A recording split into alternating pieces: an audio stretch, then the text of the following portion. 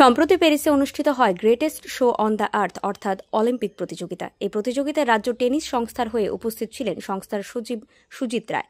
Olympic প্রতিযোগিতার বিভিন্ন অংশ তিনি তার ক্যামেরায় বন্দী করেন। পাশাপাশি তাকে বিশ্ব টেনিস সংস্থার পক্ষ থেকেও সংবর্ধনা প্রদান করা হয়। প্যারিসে অনুষ্ঠিত এই সমস্ত স্মৃতির কোলাজ নিয়ে সুজিত রায় আগরতলায় এক টুকরো প্যারিস শীর্ষক এক প্রদর্শনীর আয়োজন করেন।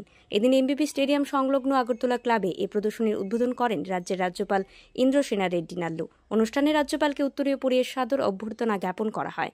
রাজ্যপাল গোটা প্রদর্শনী ঘুরে দেখেন। পরে বক্তব্য রাখতে গিয়ে রাজ্যপাল বলেন, সাঁতার, ব্যাডমিন্টন, টেনিস বা যে কোনো ক্রীড়া প্রতিযোগিতাই হোক না কেন, অনুশীলনই সাফল্যের একমাত্র চাবিকাঠি। তিনি বলেন, রাজ্য আয়তনে ক্ষুদ্র হলেও রাজ্যের যুবশক্তির মধ্যে ইচ্ছাশক্তি রয়েছে। এই ইচ্ছাশক্তি রাজ্যকে আগামী দিন অনেক দূর এগিয়ে নিয়ে যাবে বলে মনে করেন রাজ্যপাল ইন্দ্রসেনা রেড্ডি নাল্লু।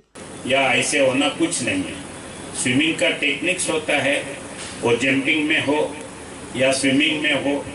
स्विमिंग में डिफरेंट वैरायटीज है, डिफरेंट वैरायटीज में अपन ये कर सकते हैं, तो उसके लिए अपन सोचना है। वैसे ही टेनिस है, बैडमिंटन है, ये भी अपन जितना प्रैक्टिस करें उसके हिसाब से आ सकते हैं। तो अभी त्रिपुरा छोटा स्टेट है, फिर भी अपन आगे जाने के लिए जो स्पिरिट है वो स्पिरिट जरूर आगे ले जा सकता है।